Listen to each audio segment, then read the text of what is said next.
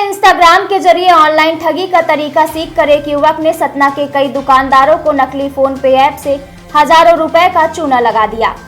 आरोपी दुकानों पर पहुंचकर सामान या ऑनलाइन सेवा लेने के बाद फर्जी पेमेंट स्क्रीन दिखाता था और मौके पर ही कैश ले लेता था। दुकानदारों को जब तक ठगी का एहसास होता तब तक वह फरार हो जाता। सिविल लाइन पुलिस ने लगातार शिकायत मिलने के बाद आरोपी रविकरण पटेल को गिरफ्तार किया, जो कि नरसिंहपुर थाना रामपुर बघेलान का निवासी है। आरोपी के खिलाफ एक ही तरह की 3 शिकायतें आने के बाद पुलिस ने सीसीटीवी फुटेज की मदद से उसकी पहचान की और धवारी क्षेत्र से धर दबोचा। जानकारी के अनुसार आरोपी ने सबसे पहले पतेरी स्थित एक एमपी ऑनलाइन सेंटर के संचालक को ठगा। इसके बाद करही स्थित बिट्स कॉलेज रोड और सोहावल क्षेत्र के एक अन्य ऑनलाइन शॉप से भी उसने इसी तरह से फर्जी भुगतान कर रकम ऐंठ ली। पुलिस ने अब तक आरोपी के खिलाफ 3 अलग अलग एफआईआर दर्ज की है। पूछताछ में आरोपी ने स्वीकार किया कि इंस्टाग्राम के माध्यम से नकली फोन पे ऐप बनाना सीखा। उसी ऐप की मदद से वह स्क्रीन पर फर्जी भुगतान दिखाता था, जिससे दुकानदार यह समझते थे कि उनके खाते में राशि आ गई है, लेकिन असल में कोई ट्रांजैक्शन नहीं होता था। सिविल लाइन थाना प्रभारी योगेंद्र सिंह परिहार ने बताया कि मामला बेहद चुनौतीपूर्ण था।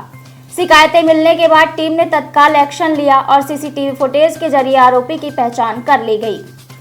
प्रारंभिक जांच में सामने आया कि आरोपी ने लाखों की ठगी की है।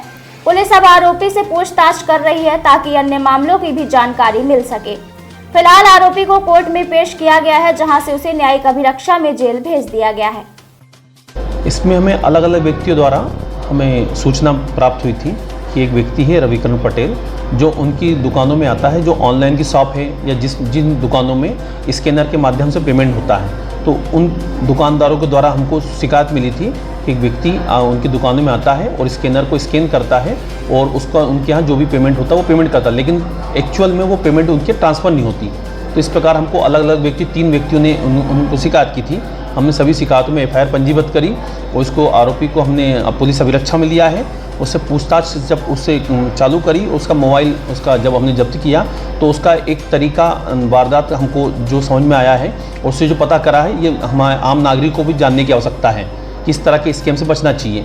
उसने अपने फ़ोन पे ऐप एक प्रैंक डाउनलोड किया था। ये सही जैसा ही दिखता है लेकिन सही नहीं होता है।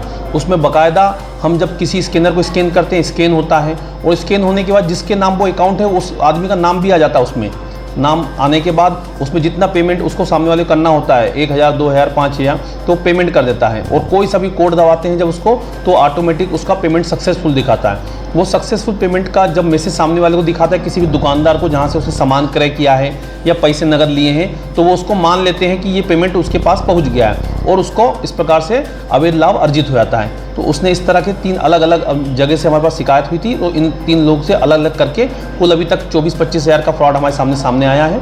और ये भी हमें इस पर जाँच जारी है कि उसके अकाउंट में और इस प्रकार कितने फर्जीवाड़े किए हैं उसने और कहाँ किए हैं। और भी कोई शिकायत करता है तो उसको भी अलग से विवेचना में शामिल किया जाएगा। मेरी जनता से बस इतनी सी अपील है कि इस प्रकार के जो फ़ोन पे के फ्रॉड हो रहे हैं उसमें जागरूक रहें और किसी भी प्रकार के जब भी फ़ोन पे होता है या ऑनलाइन ट्रांजैक्शन होता है, जल्दबाजी बिल्कुल ना करें। जब तक आपके अकाउंट में पैसा ना आ जाए, उसकी तसल्ली से देख ना लें, तब तक उसको वहाँ से जाने ना दें और तसल्ली होने के बाद, ट्रांजैक्शन पूरा होने के बाद ही व्यक्ति को वो करें।